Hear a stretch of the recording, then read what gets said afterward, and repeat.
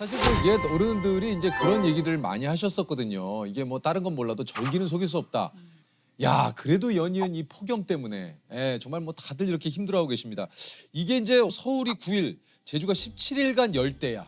예, 그리고 이제 강릉에서는 초열대야. 요즘 그 요런 그 초가 붙는 그 좀 많이 생겼어요. 많이 봤던 것 같아요. 예. 그죠, 어느 그죠. 때보다. 예. 아마 앞으로 더 자주 더 많이 보게 되겠죠. 아. 그래서 아까 모두에 말씀하신 것처럼 과학자들이 뭐라고 하냐면 99%에서 100%의 확률을 가지고 이야기하는데 우리 인생에서 올해가 그래도 가장 시원한 해가 아닐까 이렇게 아마 회상하게 될 수도 있다는 아, 거죠. 교수님 이거 어떡합니까? 올해 제일 덥다고 지금 난리 네. 뭐 이제 세상이 이렇게 시끄러운데 이게 제일 시원한 여름이었다로 기억되면은 이거 앞으로 여름은 어떻게 된다는 얘기예요? 얼마 전에 세계 기상기구에서 이제 작년 지구 전체 기후 상태에 대한 보고서를 발표했는데요. 네. 이미 전 지구 평균 온도가 산업화 이전 온도, 우리가 산업화 이전 온도라 그랬을 때는 1850년에서 그렇죠. 1900년 사이 평균 온도를 이야기하는데 이미 1.15도가 올랐어요. 근데 1.15도 별로 그렇게 네, 크게 네. 안 느껴지잖아요. 체감적으로는 생각보다는 많이 안 올랐네? 아, 이럴 예. 수 있는데. 근데 왜냐면 이게 우리 몸에 예를 들면 1도의 온도 변화가 있었다, 체온에. 어떨 것 같으세요? 미열이 생겨도 굉장히 우리가 그렇죠. 몸에 예, 열이 있다. 그러니까 그럴 때 우리 몸 상태가 다르죠, 정상일 때와. 그러니까 지금도 마찬가지예요. 그래서 그로 인해서 발생하는 게 기후 변화예요. 그러니까 네. 극단적인 기상 현상이 나타나는 거죠. 비가 오더라도 너무 많이 오고 그러니까 한꺼번에 그냥 예, 폭우가 쏟아지고. 쏟아지고 네. 그리고 더워도 너무 덥고 또 그렇다고 해서 춥지 않으냐? 그렇지 않아요. 추워도 너무 추운 한풀을 또 우리가 경험하게 되죠.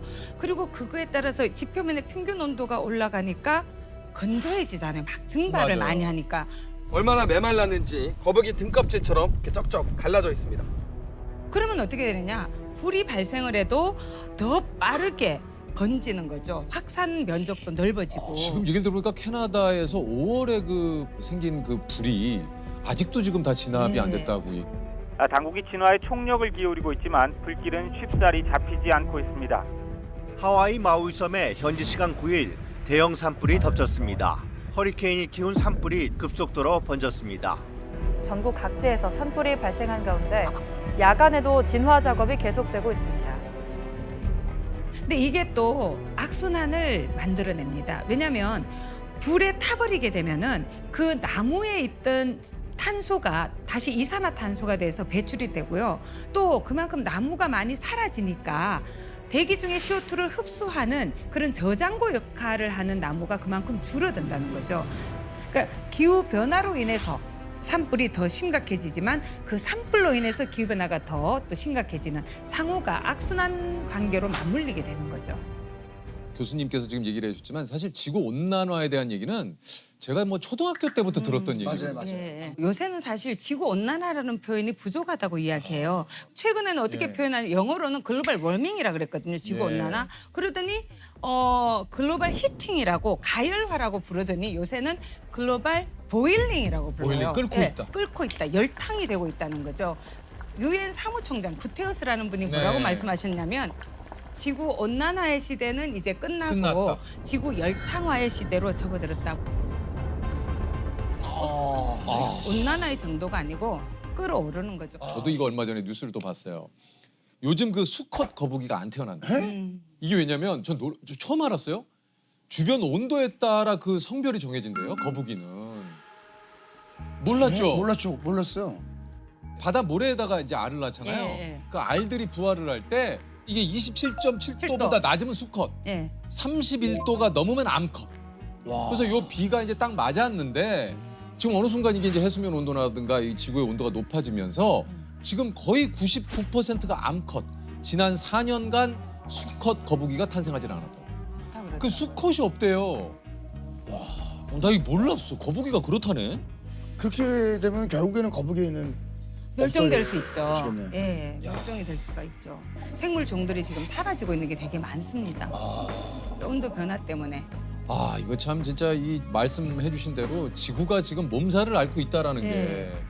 근데 막 사람들이 이렇게 표현하잖아요. 지구가 망하고 있다. 막 이렇게 했는데 사실 지구는 제가 생각할 때 그냥 있을 것 같아요. 지구가 뭐 부서져서 없어지지 않는 한 중요한 건 거기에 어떤 생명체가 살 건가, 그게 인간이 있을 건가, 또 죄 없는 그 많은 생물 종들이 인간 때문에 살지 그렇죠. 못하고 사라지는 그런 문제가 있는 거겠죠. 이곳에 대한 전 세계의 어떤 그 경각심, 뭐 이런 또 이야기들이 뭐 계속 되고 있으나 이게 근본적으로 해결하기가 참 어려운 문제인 거죠. 그렇죠. 이걸 더 이상 막을 수는 없습니다. 이거 막을 수 없습니까? 예, 왜냐하면 이미 배출된 기체들이 대기 중에서 계속 온실 효과라는 걸 야기를 해요. 그러니까 태양에서 오는 열 에너지가 지표면을 데우거든요. 그리고 다시 적외선의 형태로 다시 우주로 나가야 나가는데 되죠. 그때 온실 기체라는 게 대기 중에 있어서 이불처럼 지구를 이렇게 데우고 있는 거죠. 근데 옛날에는 그게 헛이불 정도였어요. 그래서 오히려 그런 게 없으면 지구가 너무 차갑기 때문에 생명체가 살 수 없었는데 네네. 지금은 온실 기체가 늘어나니까 이게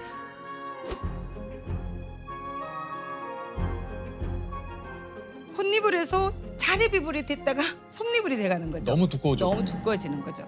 그렇게 되는데 문제는 뭐냐면 이 온실 기체가 대기 안에 계속 남아 있어요. 머물러 있군요. 네, 머물러 있어요.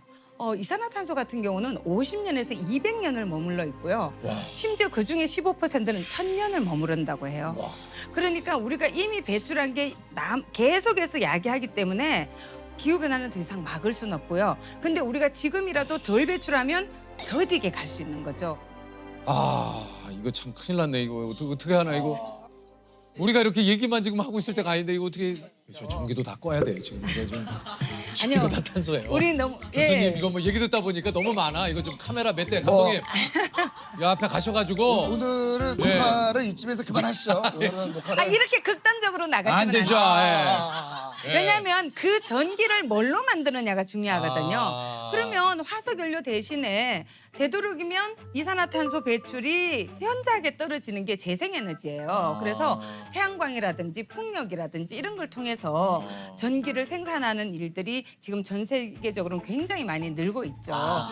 이것도 제가 봤어요. 조금 이제 저는 뉴스를 보다 보면 신문을 보거나 그런 게 막 요즘 막 눈에 띄는 거예요. 북극 항로가 이제 열린다는 거예요. 왜냐하면 북극이 예전에 이제 얼어 있었기 때문에 쇄빙선이 아니면 힘들었거든요. 네네네. 근데 이게 북극 항로가 열린다는 의미는 그거는 이제 북극이 녹고 있다는 거잖아요. 예, 그렇죠.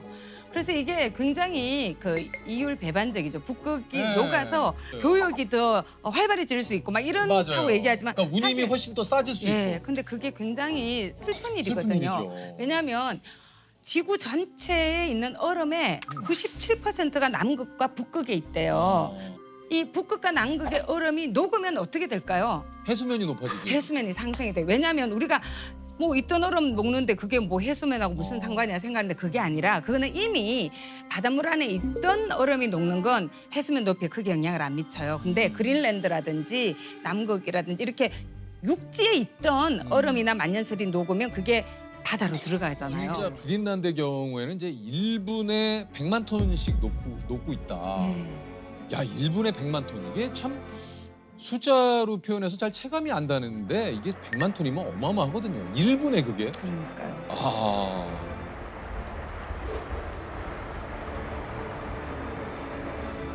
그러니까 육지가 잠기잖아요. 예. 특히 제가 아는 과학자분이 계산을 했는데 북극의 얼음이 다 녹으면 7m가 상승할 수 있대요. 아, 7m. 특히 우리나라는 삼면이 바다잖아요. 어떻게 되겠어요? 삼면이 바다. 그러니까 이게 해안가에 인천도 있고 부산도 있고 군산도 있고 뭐 속초 여러 도시들이 있잖아요. 네네. 그러니까 그런 도시들도 해수면 상승에 따른 침수로부터 안전하지 않은 거죠. 유실된 모래 면적은 약 2만 제곱미터. 2년 전과 비교해 해변의 모래가 얼마나 사라졌는지 한눈에 확인할 수 있습니다. 그 시뮬레이션을 보여줬어요. 해수면이 상승이 되면 어떻게 될 건가. 어떻게 될 건가? 근데 제 뒤에 앉아있던 분이 저기 우리 집이네 이러시는 거예요. 어. 본인 집이 해수면 상승돼서 막 잠기는 게 그 보이는 거예요. 그랬더니 너무 놀랐다는 거예요. 그전에는 그냥 해수면이 상승될 수 있구나 뭐 이렇게 그냥 그런가 보다. 그런가 보다 했는데 본인 집이 이렇게 막 잠기는 모습을 보니까 아이고 이거 큰일이구나. 이게 보통 문제가 아니구나. 이야, 어우. 요즘 또 이게 식량난 이것도 사실 기후 변화하고 또 밀접한 관련이 있다. 예. 왜냐하면 너무 뜨거우면 자라지를 못합니다. 네. 식물들이. 그래서 그렇죠. 작년 원래 인도가 폭염 상황에 놓여 있어요. 인도가 전 세계 밀 생산의 한 2위 정도를 하는 것 같은데 밀 수확량이 절반 정도밖에 안 되는 거죠. 그래서 수출 금지령을 내리기도 했어요. 아, 맞아요. 자, 그러면 어떻게 되느냐? 세계 전체 밀 공급량이 줄어들기 줄죠. 때문에 밀의 가격이 급등하게 되겠죠. 네. 그러면 우리나라는 우리가 먹는 밀가루의 몇 %를 우리가 수입하는 것 같으세요? 거의 대부분을 수입하는 거 한 80%? 80% 넘는 걸로 알고 있는데. 너무 우리나라의 밀 생산을 높게 보셨네요. 네? 우리 밀은 1%밖에 안 됩니다. 예. 그래서 우리는 지금 거의 다 수입하고 있기 때문에 어머나. 밀가루로 만드는 음식이 너무너무 많잖아요. 네. 그러면 그런 모든 그 식가공품 그건 다 가격이 수입이군요. 올라가는 거죠. 근데 예를 들면 우리나라 사람들이 주로 먹는 쌀이 자포니카라는 종이거든요. 품종이. 근데 우리 쌀은 맛이 좋잖아요. 점성이 있고. 근데 왜 이렇게 바람이 불면 날아갈 것 같은 인디카라는 건데요. 그 인디카 종을 대부분 먹고 있어요. 우리가 먹는 이 자포니카를 생산하는 나라가 많이 없습니다. 그런 데서 만약에 이상 기후로 인해서 작황이 나빠지게 되고 이 쌀 품종을 생산을 못하게 되면 우리도 이제 우리가 먹던 쌀을 못 먹게 될 수도 있죠. 오, 날아가는. 예, 인디카 종을 먹어야 되는 거죠. 이게 그 생태계 파괴가 해양에서뿐만이 아니고 뭐 얼마 전에 우리 저 꿀벌 선생님이 나오셔서 얘기를 하셨지만 꿀벌이 또 사라지고 있고 예를 들면 지금 또 모기가 늘어난다고 해요. 예. 이거 좋지 않은 소식이잖아요. 그렇죠. 모기가 또 우리가 관심을 갖는 이유는 병원균의 매개체잖아요. 맞아요. 그래서 뭐 말라리아라든지. 뇌염모기 있잖아. 말라리아. 말라리아. 그다음 황열병 이런 게 다 모기 때문에 발생하는 거거든요. 근데 이런 질병들이 예전에는 열대 지역이라든지 뭐 아열대 저 밑에 이런 데였는데 말라리아 환자가 우리나라도 생기고 있어요. 예. 그러니까 이런 게 다 영향을 미치는 거죠. 이번에 아. 우리 코로나를 경험했잖아요. 네, 그렇죠. 이것도 뭐 완벽하게 그 일치되진 않았지만 그래도 많은 분들이 뭐 박쥐가 매개 매개 역할을 했다. 근데 박쥐의 서식처가 지금 늘어나고 있어요. 박쥐도 아열대 기후에서 생존하는데 아. 박쥐가 서식할 수 있는 공간이 기후의 변화에 따라서 늘어났거든요.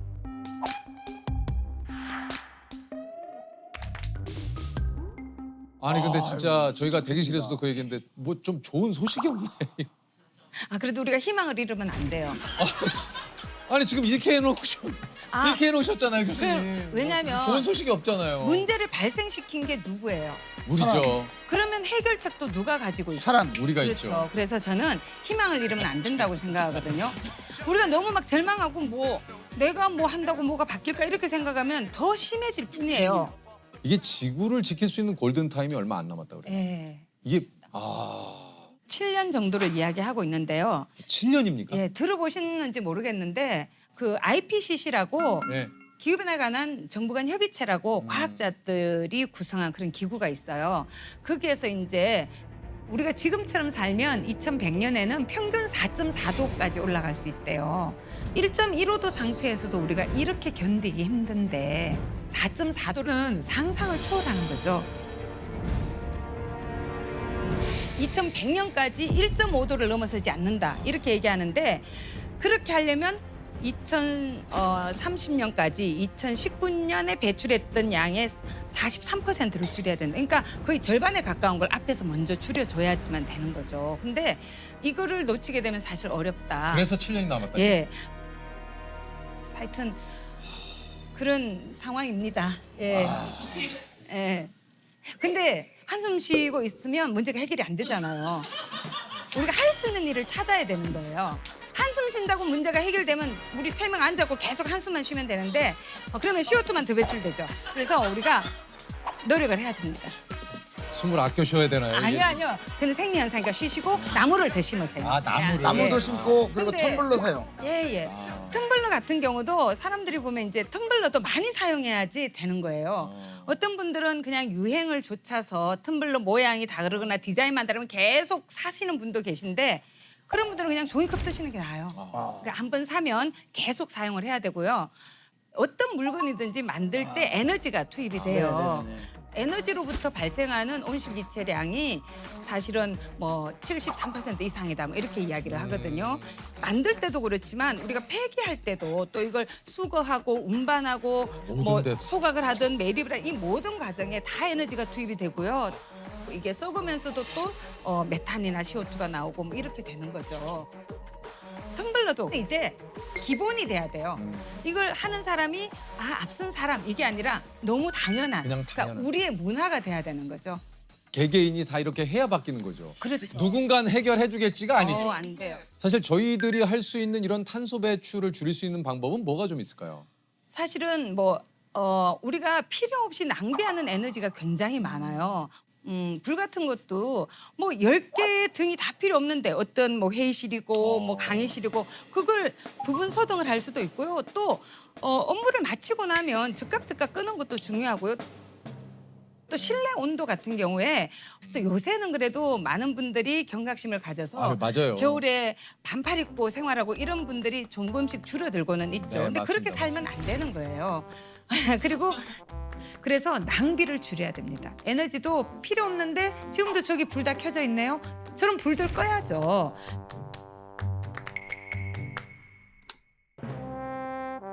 또 개인이 할 수 있는 굉장히 중요한 일은 식습관을 바꾸는 거예요. 어떻게 해요? 사실 아까 이산화탄소를 주로 말씀드렸지만 최근 들어서 많이 관심을 가지는 게 메탄이라는 거예요. 메탄은 이산화탄소보다 이 온실 효과를 야기하는 정도가 더 심합니까? 80배 이상. 최근에는 뭐 86배다 이렇게도 이야기를 해요. 근데 그 메탄이 또 어디에서 많이 발생하냐면 음식물 쓰레기가 썩을 때라든지 그다음에 또 특히 많이 요새 늘고 있는 게 육식이거든요. 작년에 네. 우리나라 사람들이 쌀을 많이 먹었을까요? 고기를 많이 먹었을까요? 고기를 많이 먹지 요즘 근데 좀 않았습니까? 쌀 소비가 좀 많이 줄었다는 예. 얘기 좀 들긴 들었거든요. 예, 우리가 주식 그러면 예전까지는 쌀이었죠. 근데 이제는 쌀 소비량이 작년에 53kg 1년에. 근데 고기는 58kg이래요. 그래서 저는 뭐 반드시 채식을 다 하자 이렇게 주장하고 싶진 않아요. 특히 예. 성장기 어린이들도 있고 그렇죠, 건강에 그렇죠. 미친 영향들. 예. 그래서 일주일에 최소 한 끼는 채식을 좀 해보자. 채식을 좀 예, 좀 늘려보자는 거죠. 이게 쉽진 않아요. 이게 또 식습관을 바꾼다라는 게. 예. 그리고 아까 개인이 할 수 있는 일 중에 지금 손수건 갖고 다니시나요? 손수건이 없네요. 근데 예전에는 제가 자랄 때만 해도 손수건은 그냥 필수예요. 늘 필수로 갖고 맞아. 다니는데 요새는 손수건 갖고 다니는 분을 별로 보기가 어려워요. 맞아요. 대신에 화장실에 가면 다들 그냥 종이 있으니까. 타월을 쓰죠. 그것도 아낄 수 있어요. 그러니까 제가 1년에 몇 개를 쓸까 계산을 해봤어요. 화장실에 하루에 몇 번 정도 갈까요, 개인이? 한 5번? 적게 잡아도 5번일 거예요. 5번. 그러면 5장이잖아요. 그러면 일주일에 5일 근무한다 그러면 25장이잖아요. 4주라 그러면 100장이잖아요. 그러면 이게 지금 1년 또는 1200 장. 평생 너무 많죠. 그러니까 이게 작은 게 아니에요. 저는 이걸 오래된 미래라고 부르거든요. 예전에 다 했던 일이에요. 그런데 이제는 더 안 하고 멈추었던 거 다시 회복하자. 이거 어려운 일 아니다. 이게 버려야 되는 것 중에 하나가 나 하나쯤이야. 예. 진짜. 예. 이 나 하나쯤이야. 이거 버려야 되지 않겠어? 하나쯤이야 주의죠. 예. 네.